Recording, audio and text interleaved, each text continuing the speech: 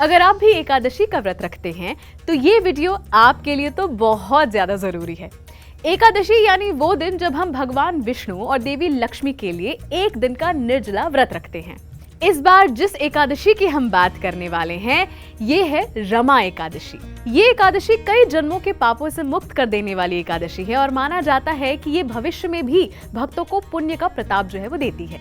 ऐसे में क्या है इसकी पावन कथा, इसके बारे में अगर आप जानना चाहते हैं तो ये वीडियो जो है उसे जल्दी से लाइक शेयर और सब्सक्राइब कर लीजिए और हमारा चैनल धर्मा लाइव जो है उसको भी जल्दी से सब्सक्राइब कीजिए। तो आइए अब शुरू करते हैं सबसे पहले कि रमा एकादशी आती कब है। जब युधिष्ठिर ने भगवान कृष्ण से रमा एकादशी के बारे में पूछा तो कृष्ण ने बताया कि कार्तिक मास के कृष्ण पक्ष की एकादशी को रमा एकादशी कहा जाता है। इस व्रत की कथा ये है कि एक समय की बात है, एक मुचकुंद नाम का राजा बड़े प्रेम और धर्म से अपना राज्य चला रहा था।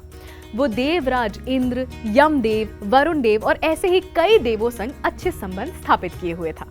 उस राजा को उसके अच्छे आचरण और प्रजा पालन के लिए सारे जगत में जाना जाता था। उस राजा को एक कन्या भी थी जिसका नाम था चंद्रभागा। उस कन्या का विवाह चंद्रसेन के पुत्र शोभन से हो गया। एक बार जब शोभन अपने ससुराल मुचकुंद की नगरी में आया तब वहां एकादशी का दिन आने वाला था। ये रमा एकादशी का दिन था और राजा ने सारे राज्य में ये ढिंढोरा पिटवाकर घोषित कर दिया कि सारा राज्य ही एक दिन साथ में रमा एकादशी का व्रत रखेगा और भगवान विष्णु और माता लक्ष्मी का ध्यान करेगा। मगर जब ये बात चंद्रभागा को पता चली तो वो बड़े असमंजस में पड़ गई। उसे पता था कि उसका पति तो बिल्कुल भी ये व्रत करने की शारीरिक हालत में नहीं है। शोभन का अत्यंत दुर्बल शरीर उसे व्रत पूरा करने की आज्ञा ही नहीं देगा। ऐसे में ये तो परेशानी का कारण बन जाएगा।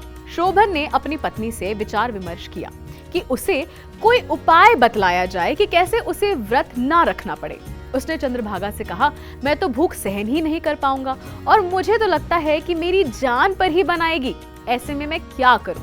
चंद्रभागा ने कहा, इसका तो एक ही उपाय है, आप किसी दूसरे देश चले जाएं।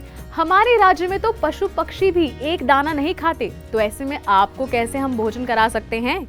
ये सुनकर शोभन ने कहा, ठीक है, मैं व्रत करता हूँ, आगे का सब स्वामी नारायण पर ही छोड़ देता हूँ। यूं कहकर शोभन ने व्रत रख लिया, मगर सारे दिन वो भूख और प्यास से तड़पता रहा। ऐसे में सूर्यास्त हुआ और जिस समय सभी भगवान नारायण के लिए राज्य में जागरण कर रहे थे, इसी पावन घड़ी में शोभन ने तड़पकर अपना शरीर छोड़ दिया। सुबह होते होते उसके शरीर से प्राण उड़ चुके थे और चंद्रभागा के पिता ने दुख मनाते हुए उसकी अंत्येष्टि कर दी। चंद्रभागा भी शोक में ससुराल वापस न जाकर अपने मायके में ही रह गई। उधर शोभन को इसके बाद मंदराचल पर्वत पर एक सुंदर सुसज्जित देवपुर प्राप्त हुआ जहां वो सुख से रहने लगा। ऐसे में कई वर्ष बीते और एक दिन वहां से एक ब्राह्मण निकला जो कि मुचकुंद के ही राज्य से था। वो तीर्थ करता करता वहां पहुंच गया था।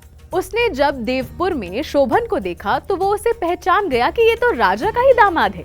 शोभन ने भी बड़े प्रेम से उन्हें अपने पास बिठाया और उनसे राजा और अपनी पत्नी के बारे में पूछा। ब्राह्मण ने सब हालचाल बताया और उसके बाद उसने पूछा कि किस प्रकार शोभन को यहाँ इतने सुंदर राज्य की भेंट मिली। तब शोभन ने उन्हें बताया कि रमा एकादशी का व्रत करने के कारण मुझे ये नगर मिला है, मगर हे ब्राह्मण देव, मुझे ये नहीं समझ आया कि मेरे जो राज्य है ये इतना अस्थिर है और मेरे कितने भी प्रयत्न करने पर ये स्थिर नहीं होता। आप इसका कोई उपाय मुझे बताएं। इस पर ब्राह्मण ने उनसे व्रत के बारे में पूछा। तब शोभन ने उन्हें बताते बताते ये समझा कि उसने बिना विश्वास के ये व्रत किया था, इसी कारण उसका राज्य अस्थिर है और अगर अब उनकी पत्नी चंद्रभागा को ये किस्सा सुनाया जाए तो शायद सारा राज्य वापस स्थिर हो जाएगा। ब्राह्मण ने उनसे विदा ली और अपने राज्य को गया और वहां पर उसने सारा हाल राजा और उसकी कन्या को सुना दिया।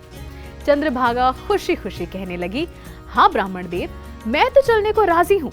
मेरे किए हुए आज तक के एकादशी के सारे पुण्य मैं अपने पति को दे दूंगी और उससे सारी नगरी स्थिर हो जाएगी। मगर इसके लिए आपको मुझे मेरे पति वियोग से छुटकारा दिलाना होगा। ये कैसे होगा ब्राह्मण देव? इसके बाद ब्राह्मण उसे मंदराचल पर्वत के ही नीचे वामदेव ऋषि के आश्रम में ले गए। वहां ऋषि वामदेव ने मंत्रोच्चारण कर चंद्रभागा का अभिषेक किया, जिससे वो दिव्य काया हो गई और दिव्य गति को प्राप्त हुई। इसके बाद उसका अपने पति शोभन से मिलन हो गया। उसके किए हुए पुण्य कर्मों से शोभन का राज्य स्थिर हो गया। दोनों पति पत्नी खुशी खुशी देवपुरी में इसके बाद रहने लगे।